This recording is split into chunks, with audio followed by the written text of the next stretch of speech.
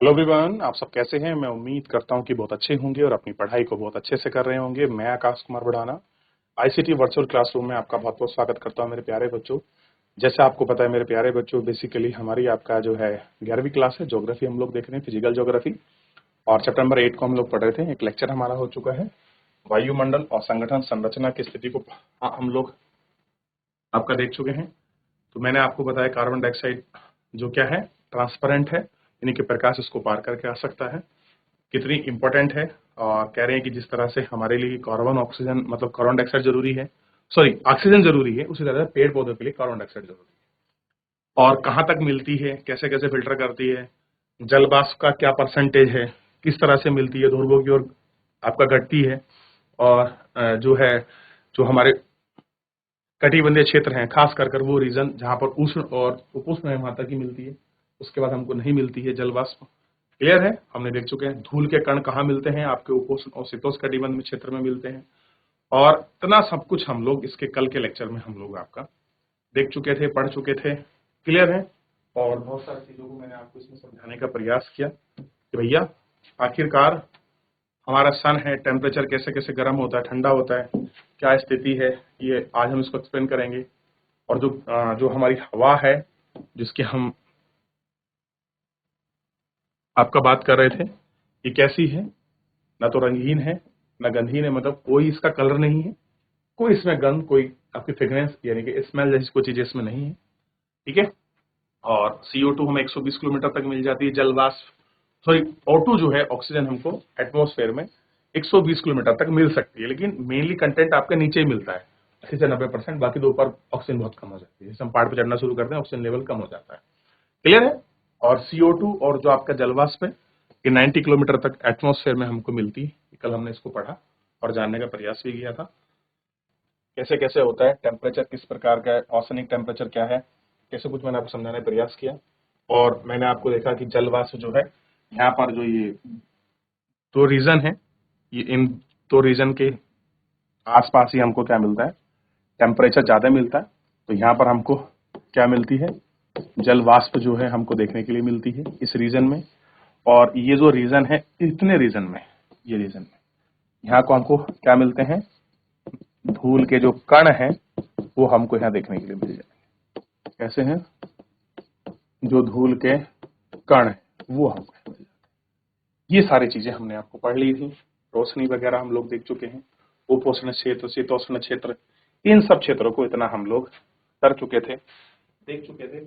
अब हम आगे बढ़ते हैं। सबसे पहले मैं वापस पूछना चाहता हूँ, यहाँ तक किसी बच्चे का कोई क्वेरी, कोई डाउट, किसी प्रकार की कोई चीज समझ में आई हो, किसी बिंदु को लेकर, किसी पॉइंट को लेकर, किसी शब्द को एक्सप्लेनेशन को लेकर, आप मुझसे स्पष्ट तरीके से पूछ सकते हैं। चलिए, क्लियर है, एक बार बोल दीजिए क्लियर है, तो हम नेक्स्ट चैप्टर में यानी कि नेक्स्ट जो इसका आपका पैराग्राफ है उसमें बढ़ जाते हैं। और बहुत इंपॉर्टेंट है, ध्यान रखिए, कक्षा 8 से लेकर graduation, post graduation, IAS, PCS, किसी भी कंपटीशन एग्जाम में ये आपको देखने के लिए मिलता है, मिलता है, मिलता है। और यही अगर आप इसका बेसिक आपने 8 क्लास में, 6 क्लास में पढ़ा होगा, कि आज आप इसको एडवांस पढ़ेंगे और यही आपको पूरे जीवन काम आने वाला है। क्लियर। वायुमंडल अलग अलग घनत्व, सबसे पहले क्या देख रहे हैं, वायुमंडल की संरचना। अब वायुमंडल है तो सारी गैसेज हैं, गैसेज हैं। संरचना का मतलब कौन कहां कितनी परसेंट में कैसे कैसे स्थिति है, ये हम देख रहे हैं। अब सबसे पहले आप वायुमंडल को समझने का प्रयास कीजिए। अभी हमारा वायुमंडल है, और वायुमंडल में सबसे पहले हमें कुछ परत दी गई। क्लियर है। जैसे ये जो परत है 10 किलोमीटर, 50, 80 और 400। बहुत बार बहुत बुक में पढ़ोगे ये 60 से जो है 40 से 30 से 50 लिख सकते हैं, 0 से 5 लिख सकते हैं, 8 किलोमीटर लिख सकते हैं। तो ये नंबर थोड़ा हो सकता है कि 1-2% ऊपर नीचे हो, क्योंकि ये लगभग में है, हम इसको लगभग में मापते हैं। क्लियर है। तुंगता का मतलब होता है हाइट, ऊंचाई। अभी हमारा ग्राउंड फ्लोर है, ये हमारी धरती है, इससे हम ऊपर की तरफ ही एटमोस्फेयर को देखते हैं। क्या देखते हैं, ऊपर की तरफ। तो हम क्या कर रहे हैं, तुंगता यानी कि ऊंचाई के साथ बढ़ रहे हैं। ठीक है। तो हम, ये हमारी अर्थ है, ये क्या है, ये अर्थ का पोर्शन है, ये हमारी जमीन है, धरती है, स्थल मंडल है। इस स्थल मंडल पर आपका पेड़ भी है, पौधे भी हैं, जानवर भी हैं, मकान भी है, घर भी है, दुकान भी है, समुद्र भी है, झील भी है, नदी भी है, तालाब भी है, सब कुछ इसी पे है। क्लियर? अब देखिए, तो जो हमें पहली परत मिलती है, हो सकता है ध्रुवों पर इसकी चौड़ाई सॉरी जो इसका ऊंचाई है वो कम हो, ज्यादा हो, इसके बीच में पड़े। तो हमको एक मोटा मोटा ध्यान रखना है कि हमारे पास वायुमंडल में एक क्षोभमंडल परत होती है, एक समताप मंडल होती है, एक आपका मध्य मंडल होती है, और एक आपका बाह्य मंडल होती है, और एक बहिर्मंडल होती है। तो कुल मिलाकर 1, 2, 3, 4 और 5 हमारे एटमॉस्फेयर में 5 परत, 5 लेयर पाई जाती है। ठीक? आप जाओगे कि वहां लिखा मिलेगा स्थल मंडल, ऐसा नहीं है। पहली बात ध्यान रखिए, ये हमने अपने पढ़ने की सुविधा के अनुसार इन चीजों को बनाने का प्रयास किया है, ताकि हम अपने मौसम को, अपने एटमॉस्फेयर को, अपनी क्लाइमेटोलॉजी को, अपने हम जो हमारे पास वायुमंडल है, जो हमारे पास हवा गैसेस हैं, इनको पढ़ने और स्टडी के लिए बनाया। पहली बात यहाँ पे क्लियर होनी चाहिए। जीरो का मतलब समझते हैं कि अर्थ से हम लोग 10 किलोमीटर तक चलेंगे, तो 0 से 10 किलोमीटर तक हमको क्षोभमंडल है, और हम 0 से 50 चल रहे हैं। अगर हम 50 से पहुंचे तो 50 में दो चीज है कि 10 से 50 तक यहां क्या मिलेगा, समताप, और 10 से 0 तक क्षोभमंडल। ऐसे ही 50 तक 80 तक आएंगे मध्य मंडल, और 50 से 400 किलोमीटर तक जाएंगे बाह्य मंडल, और 400 किलोमीटर को हम पार कर देंगे तो बहिर्मंडल। हमें नहीं पता अनंत वो कहां तक है, क्योंकि आज तक कोई साइंटिस्ट, कोई चीज आदमी नहीं माप पाया कि आकाश से और पृथ्वी के बीच की दूरी क्या है, या लास्ट पॉइंट एंड ऑफ कितना है, उसकी हाइट क्या है।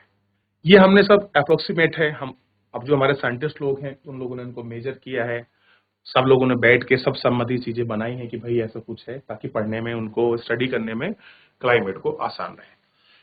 ये रखा है। टेम्परेचर आपका घट भी सकता है, आपका बढ़ भी सकता है, सारी चीजें। तो पहली बात क्लियर होना चाहिए। अच्छा, जहां समताप मंडल खत्म होता है, सॉरी क्षोभ मंडल खत्म होता है, वो होती है क्षोभ सीमा। जिस जगह पर कोई चीज खत्म होती है तो वो क्या है, उसकी सीमा है, उसकी बाउंड्री लाइन है। अब यहां आप देख लीजिए, ये क्षोभ सीमा क्या है, क्षोभ मंडल की बाउंड्री लाइन है। समताप मंडल की जो लाइन है, इसके बाद समताप मंडल नहीं मिलेगा, वो समताप लाइन है। मध्य मंडल है, ये मध्य मंडल सीमा है, और ये आपकी बाह्य मंडल सीमा होगी। क्लियर है? तो अगर आप 0 से 10 तक जा रहे हैं तो इसके बीच में क्षोभ मंडल है, और जैसे 10 किलोमीटर उसके आसपास पहुंचेंगे तो वहां क्षोभ सीमा दिखाई देगी। क्षोभ सीमा का मतलब जो एटमॉस्फेरिक, जो प्रेशर, जो चीजें यहां हैं वो यहां नहीं होंगी। इसमें क्या होगा, दोनों चीज का मिक्सर होगा। किसका? समताप मंडल का भी और आपका क्षोभ मंडल का भी। अब यहां से यहां तक आपका समताप मंडल है, तो यहां पर आपका समताप मंडल और बाह्य मंडल की मिक्स होगा। जो सीमा होती है ना, वो आपका मिक्स होती है, वो संक्रमण जोन होता है। क्लियर है? अब संक्रमण कैसे, जैसे मान लीजिए मेरा हाथ है, ठीक है, या से मान लीजिए पेन है मेरे हाथ में।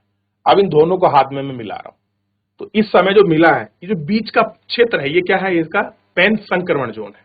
इसमें इस हाथ को भी, इस हाथ को, दोनों चीजें हैं इसका। क्लियर है? ऐसे समझने का। तो हमारे पास कितने मंडल है, क्षोभ मंडल, समताप मंडल, मध्य मंडल, बाह्य मंडल और बहिर्मंडल। कुल मिला के हमने 5 मंडलों की चर्चा इसमें करनी है। क्लियर है? अब देखते हैं, सबसे पहले आइए पढ़ना शुरू करते हैं, जांचना शुरू करते हैं, ताकि हमको क्लियर हो। वायुमंडल अलग अलग घनत्व, यानी कि डेंसिटी कैसी है, अलग अलग है, और टेम्परेचर भी अलग अलग है। हो सकता है यहां टेम्परेचर कुछ और हो और यहां ही टेम्परेचर इसमें कुछ और हो जाए, या सेम पॉइंट पे टेम्परेचर अलग हो जाए। और कह रहे हैं कि विभिन्न टेम्परेचर और परतों वाली है, अलग अलग परत है। मान लीजिए यहाँ 100 डिग्री है, या मान लीजिए 40 डिग्री है, हो सकता है यहाँ 60 हो जाए, या माइनस में चला जाए, या प्लस में हो जाए। वो थोड़ा मैकेनिज्म को हम पढ़ेंगे कि टेम्परेचर वेरिएशन कैसे हो रहा है और डेंसिटी कैसे हो रही है, हवा कहीं पर ज्यादा कम कैसे हो रही है, सब पर पढ़ेंगे। पृथ्वी की सतह पर घनत्व अधिक होता है, तो जो पृथ्वी की सतह है वहां पर क्या है, डेंसिटी सबसे ज्यादा है गैसों की, हवाओं की, या यानी कि जो हमारा वायुमंडल है उसका। ऊंचाई के बढ़ने के साथ साथ ये घटता है, तो ध्यान रखिए, अगर हम जितना ऊपर चले जाएंगे उतनी डेंसिटी क्या होती चली जाएगी, कम होती चली जाएगी, और जितना हम अर्थ के पास रहेंगे उतनी डेंसिटी क्या है, ज्यादा होती चली जाएगी। ये थोड़ा सा हमको ध्यान रखना। क्लियर है? जबकि ऊंचाई बढ़ने के साथ साथ ये घटता है और तापमान देखिए पृथ्वी के पास अधिक होता है, ऊंचाई के साथ साथ ये घटता है। घट रहा है तो इस तरीके का निशान लगा पढ़ने के लिए। तापमान की जो स्थिति है, तापमान की स्थिति के अनुसार वायुमंडल को 5 परतों में विभाजित किया गया है या संस्तरों में बांटा। ये है आपने पढ़े हैं क्षोभ मंडल, पहला समताप मंडल, मध्य मंडल, बहिर्मंडल और बहिर्मंडल, बाह्य मंडल और बहिर्मंडल। क्लियर है? ये आपने 5 परत लिखी है। सबसे पहले पांचों का नाम लिखिए। 2 पॉइंट आपको लिखना है कि अलग अलग डेंसिटी, अलग अलग घनत्व और अलग अलग टेम्परेचर हमारे वायुमंडल में हर परतों में पाया जाता है। ऊंचाई के साथ ये आपका घनत्व कम होता है, ठीक है, और 5 परतों में टेम्परेचर अलग पाया जाता है। और हमारे वायुमंडल में 5 परत है, क्षोभ मंडल, समताप मंडल, मध्य मंडल, बहिर्मंडल, 5 परत हमको क्लियर है। इतना आपको समझ आया कि नहीं आया? क्योंकि अगर आइए आपको बेसिक फंडामेंटल क्लियर हो गया तो अगर हम ऊपर की बात करें तो आपको क्लियर होगा डेंसिटी कम है, टेम्परेचर बढ़ रहा है, शायद आपका मैकेनिज्म हो, क्या प्रेशर है, क्या चीजें हैं, थोड़ा सा आपको उलट पलट एकदम क्लियर हो जाएगी मिनटों में। आपको क्लियर है? इतना मुझे बताइए इतना क्लियर हो रहा कि नहीं हो रहा? कोई इसमें रॉकेट साइंस नहीं है, बिल्कुल सिंपल है। पहले समझ लेंगे तो रॉकेट साइंस भी क्लियर कर ले जाएंगे। ठीक, यहां तक कोई डाउट्स, कोई क्वेरी किसी बच्चे का? क्षोभ मंडल, क्षोभ मंडल सबसे नीचे का स्तर है। मैं पूछ लूं पृथ्वी के पास निम्नलिखित परतों में से कौन सी परत पृथ्वी के सबसे निकट है? आप कहेंगे क्षोभ मंडल। ऊंचाई के में लगभग ये 13 किलोमीटर की है। तो मैंने कहा था कि 10-13 तो कंफ्यूज मत होना। तो कितना है? लगभग 13 किलोमीटर तक की मिलती है। कौन? क्षोभ मंडल, पृथ्वी से ऊपर। क्लियर है? थोड़ा मैं आपको बताता और समझाता चलूं ताकि हमको एक चीज क्लियर हो।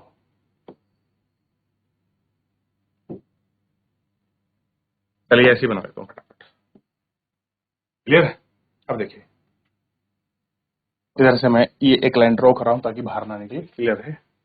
और एक परत, इसे क्या कहेंगे हम?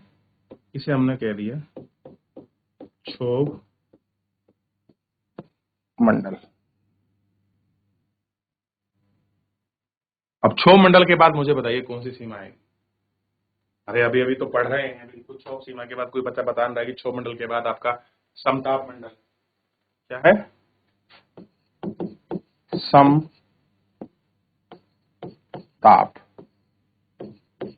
मंडल। और ये क्या है? मध्य मंडल। और ये क्या है? वही मंडल। ठीक है? और इसके ऊपर जो मंडल बचा ये मंडल, इसको हम बहिर्मंडल कहते हैं। क्या कहते हैं? वही मंडल। ये भाई क्या हो जाएगा आपका? ध्यान दीजिए, ये हमारा ये सॉरी बाह्य मंडल है, हमने बहिर कर दिया उसको, ये बाह्य है।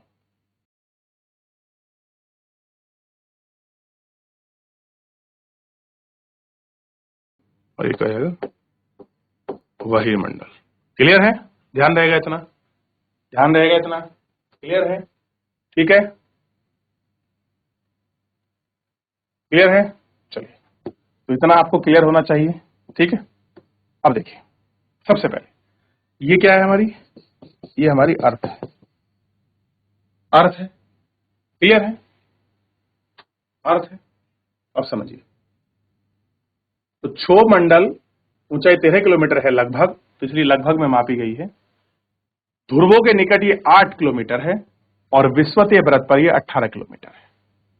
ध्रुवों पर कैसी है ये? इस तरीके से। तो ये परत कैसी है ध्रुवों पर? ये क्या है? ये आपके पोलर एरिया है। इनको मान लीजिए आप पोलर एरिया। ये कैसे हैं ध्रुवों पर? आपका थोड़ी सी पोलर टाइप में इस प्रकार है। कैसी है? ऐसी है ध्रुवों पर। कैसी है ध्रुवों पर? थोड़ी सी चपटी जैसी है। तो ध्रुवों पर ऊंचाई कम है। तो अगर पूछ लिया जाए कि ध्रुवों पर क्या स्थिति है, तो भैया ध्रुवों पर ऊंचाई कम है।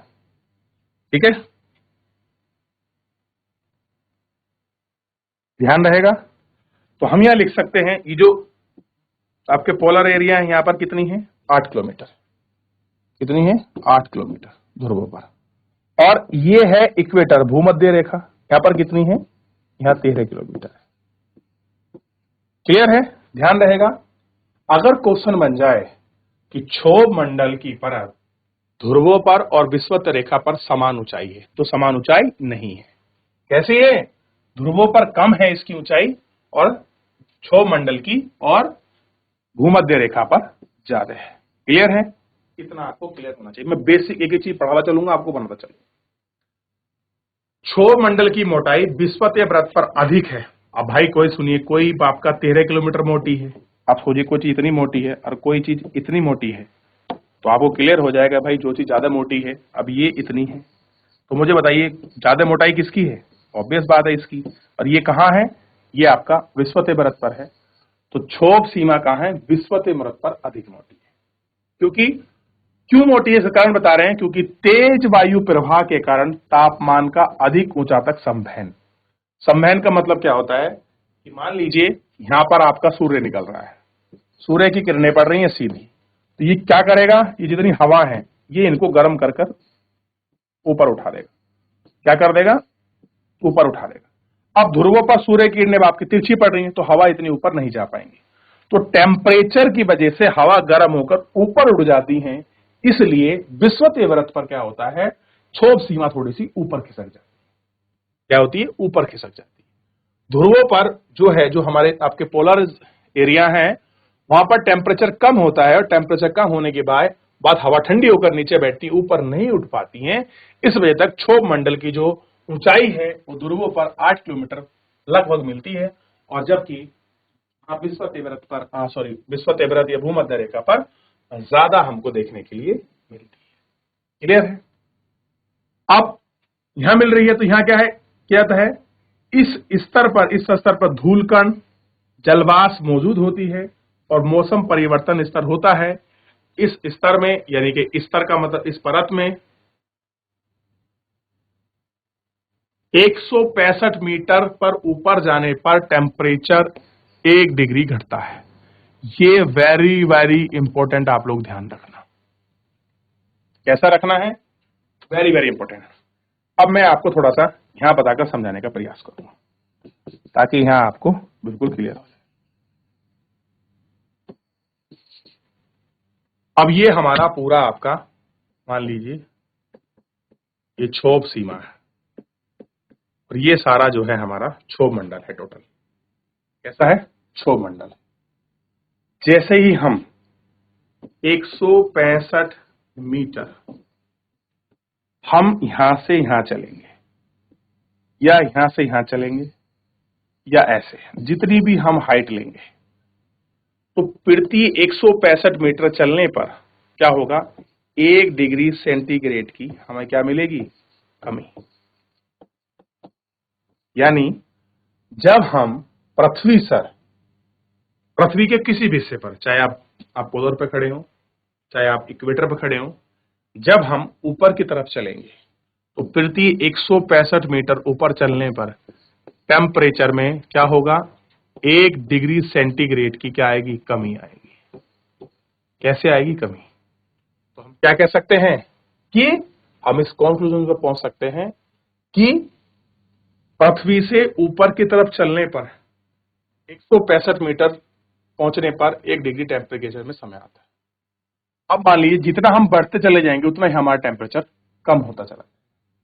अब आपको समझ आ रहा होगा, जैसे ही ऊपर जाते हैं तो क्या होता है, हवा ठंडी हो जाती है और जितनी ऊंचाई पर जाएगी हवा वो ठंडी होगी, तो जो आपका होता है कंडेंसेशन होता है, जो भाई सूर्य पर जो हमारा जो टेम्परेचर है वो पड़ा लैंड पर और वाटर बॉडी पर, तो वेपराइज होगा जल और वहां कंडेंसेशन होगा, संवहन भाव बनेगी, वेपराइज होकर ऊपर उठेगा, जितने ऊपर जाएंगी तो वो ठंडी होंगी, फ्रीज होंगी, वापस वो बादल बनेगा और वही बारिश के रूप में बरस जाएगा। तो प्रति 165 मीटर बढ़ने पर क्या होगा, टेम्परेचर कम होगा। इसमें कमी सब में आती चली जाएगी। ठीक है, क्षोभ मंडल। ठीक, और जब कमी हो रही है, क्लियर है, और ध्यान रखना ये सारी जितनी भी आपका मौसमी क्रिया होती हैं, मौसमी क्रिया, जैसे बादल बनना, बादलों का बनना, हवाओं का चलना, जो हवा है इन हवाओं का चलना, जेट स्ट्रीम का चलना, ट्रेड विंड्स का चलना, यानी कि जो भी मौसमी क्रियाएं होती हैं वो सब अधिकतर यही। क्लियर है? क्या होती हैं? इसी क्षोभ मंडल में होते हैं। क्वेश्चन बनता है कि मौसमी क्रियाएं किस मंडल में या किस किस स्तर में संपन्न होती हैं, तो आपको आंसर क्लियर होगा कि भैया क्षोभ मंडल ही ऐसा मंडल है जहां पर ये सारी चीजें हमको देखने के लिए मिलती हैं। कौन सी? मौसमी घटना। ध्यान रहेगा, ये सारी मौसमी घटना हमको इसी में देखने के लिए मिलती है। क्षोभ मंडल और समताप मंडल को अलग करने वाली क्षोभ सीमा है। तो ये नीचे रह गया समताप मंडल, क्षोभ मंडल, इसके ऊपर समताप मंडल, ये जो बीच की सीमा है यही सीमा है क्षोभ मंडल की। तो क्षोभ सीमा क्या करती है? आपका क्षोभ मंडल और मध्य मंडल को अलग करती है। और विषुवतीय वृत्त के ऊपर क्षोभ मंडल हवा का तापमान -80 से लेकर ध्रुवों पर -45 तक हो सकता है। तो क्षोभ सीमा के ऊपर जो क्षोभ सीमा है, अगर आप विषुवतीय वृत्त पर हैं, इक्वेटर पे हैं, तो -80 तक जा सकता है, और पोलर पे हैं तो -45 भी जा सकता है। यह स्थिति तापमान के कारण स्थिति है। ये क्या है? टेम्परेचर स्थिति के कारण है। क्यों? तापमान क्या होता है? ऊपर जाने पर गिर रहा है। अब जितने आप ऊपर जाएंगे टेम्परेचर आपका उतना ही गिरेगा। अब पोलर पे हाइट कम है तो इसलिए टेम्परेचर कम जा रहा है। अब इक्वेटर पर हाइट आपकी ज्यादा है क्षोभ सीमा की, तो इसलिए टेम्परेचर कैसा हो रहा है? आपका ज्यादा माइनस में जा रहा है। समताप मंडल के ऊपर, यानी कि जब आप 50 पर पहुंचेंगे तो 50 किलोमीटर पर जाने पर समताप मंडल में एक लक्षण यह है कि ओजोन परत पाई जाती है। कैसी मिलती है? ओजोन परत। और ओजोन परत क्या करती है? पराबैंगनी किरणों को अवशोषित कर पृथ्वी को ऊर्जा और तीव्र हानिकारक किरणों से बचाती है। ठीक। अब यहां पर क्या है? अब वापस आइए, यहां पर जो है ये जो परत है, यहां पर एक हमको परत मिल रही है, ये जो परत है इसका नाम है ओजोन परत। अब जो हमारे पास सूर्य की किरणें आ रही हैं, क्या आ रही हैं? सूर्य की किरणें। ये कैसी आ रही हैं? इनको बोलते हैं लघु पार्थिव विकिरण। क्या बोलते हैं? लघु पार्थिव विकिरण कहा जाता है। क्लियर है? और ये सूर्य की किरणें इसमें फिल्टर होकर आती है। ये क्या करती है? ये बहुत सी किरणों को वापस रिफ्लेक्ट भी कर देती है एटमॉस्फेयर में। और जो परत जो आती हैं वो आपका फिल्टर होके आती है, छन के आती है, यानी हानिकारक चीजों को यहीं रोक लेती है। जैसे आप देखिए, बहुत बार क्या होता है, जब आप पानी को भरने जाते हैं उसमें कुछ अशुद्धियां होती हैं, वो ऊपर रह जाती है, पानी नीचे चल जाता है। क्लियर है? आप कुछ चीज छान रहे, फिल्टर कर रहे होते तो एक आपने पैरामीटर लगा रहा होता है कि जो चीज आपको जितनी मोटी चाहिए उतना आप छल्ला लगाते हैं। आपने मान लीजिए कोई जाली लगाई कि भाई इतना मोटा कण मेरे को नीचे चाहिए, इससे ऊपर नहीं चाहिए, तो मोटे कण ऊपर आ जाते हैं, बारीक कण नीचे आपके छन जाते हैं। तो ऐसा ही कुछ लगभग, हम बात समझने के लिए बता रहा हूं कि हमारी जो ओजोन परत है, ओजोन परत का एक परत पाई जाती है, गैसीय रूप में है। इसमें क्या होता है कि सूर्य की आने वाली जो आपकी किरणें हैं ये हानिकारक किरणों को एब्जॉर्ब कर लेती है, अवशोषित कर लेती है, कुछ को रिफ्लेक्ट कर देती है और कुछ आपका नीचे पहुंच देती है। अगर इस सूर्य की किरणें सीधी हमारे पास आएंगी तो पृथ्वी का टेम्परेचर बढ़ेगा। टेम्परेचर बढ़ेगा तो हमारी क्लाइमेटोलॉजी, जो हमारा जलवायु है, जो हमारा क्लाइमेटोलॉजी है, वो आपका डिस्टर्बेंस होगा, हमारी जलवायु बिगड़ेगी। जलवायु बिगड़ेगी तो हमारा मौसम बिगड़ेगा, मौसम बिगड़ेगा तो इसके प्रभाव हमारी कृषि पर दिखाई देंगे, कृषि पर दिखाई देंगे तो क्या होगा? हमारे यहाँ उत्पादन क्षमता पर प्रभाव पड़ेगा, हमारी खाद्य आपूर्ति बिगड़ेगी, खाद्य आपूर्ति बिगड़ेगी तो हम क्या होगा? हम संकट में आएंगे, संकट में आएंगे तो हम पैनिक करेंगे। क्लियर है? और दूसरा, अगर ये सीधी हमारी बॉडी पर आएंगी ना, स्ट्रक्चर्स पर, देखिए तो हमारे यहाँ हो सकता है कैंसर तक कर रहे हैं, हमारी स्किन को ये आपका नुकसान पहुंचाए। हम बोलते हैं धूप में निकलते हैं, अरे बड़ी जलस गर्मी, मुंह जल रहा है, चेहरे में जलन हो रही है, वो किस वजह से होती है? सोचिए, वो तो फिल्टर करके आती है। अगर फिल्टर करके ना आए तो क्या हाल होगा आपका? तो हमारे लिए क्या है? ये परत बड़ी इंपॉर्टेंट है। तो क्वेश्चन अगर आपसे बन जाए या पूछ लिया जाए कि भैया आप मुझे बताइए कि ओजोन परत कहाँ पाई जाती है। तो ध्यान रखना, आपको क्लियर होना चाहिए कि जो ओजोन परत है,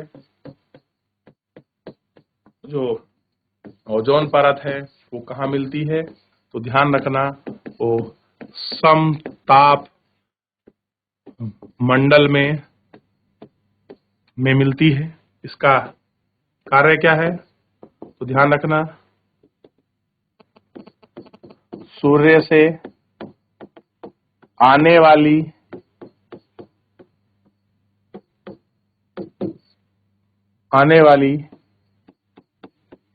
हानिकारक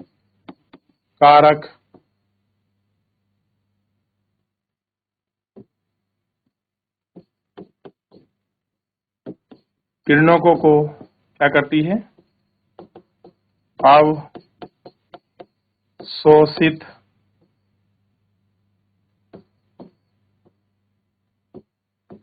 करती है। क्या करती है, अवशोषित करती है। ठीक, तो ये क्या है, अवशोषित करती है। और कहां मिलती है, समताप। क्लियर है, जो सूर्य की तीव्र ऊर्जा है और हानिकारक ऊर्जा से हमको बचाती है। इसके बाद मिलता है मध्य मंडल, समताप मंडल, इसके ठीक ऊपर है। और आपको पता होना चाहिए, तो ये है आपका, हम कहां देख रहे थे इसको, यहां देख रहे थे। तो यहां तक तो ये हो गया 10 तक या 13 तक। इसके ऊपर 50 तक, 50 किलोमीटर तक हमको ये मिलता है। तो 50 की हाइट कहां से नपेगी, यहां से, 0 बेस से 50।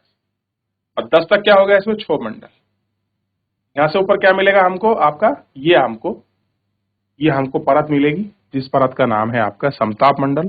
और समताप मंडल के ही अंदर आपको हमको क्या मिलेगी, ओजोन परत। ठीक, अब मुझे बताइए ओजोन परत का रासायनिक सूत्र क्या है, O3 है। यही है ना, O3, O2 तो ऑक्सीजन होगी। क्लियर है, ध्यान रहेगा। तो ये हमको यहाँ देखने के लिए क्लियर है,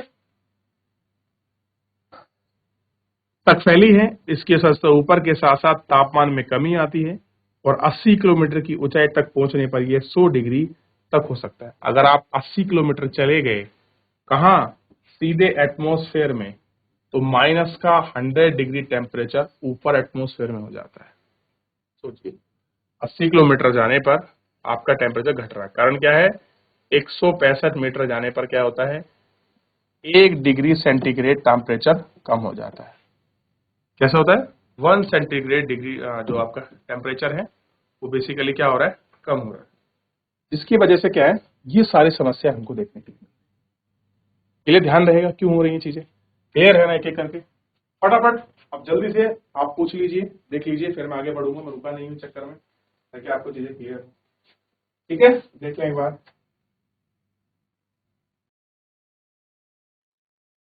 चलिए, हो गया, आगे बढ़ जाए। तो इतना हमने आज थोड़ा सा समझने का प्रयास किया कि भाई कहाँ कुछ क्या क्या स्थिति है, थोड़ा सा, ताकि हम इसको अच्छे से समझ सकें। आई होप कि आपको क्लियर हो गया होगा। एक क्वेश्चन मेरा आपसे है, बताइए इन सारी परतों में हवाई जहाज वायुयान कौन सी परत में उड़ता है, तो बताइए, घर से आपको करके लाना है। फिलहाल आज के लिए इतना ही, मिलते हैं नेक्स्ट लेक्चर में। धन्यवाद।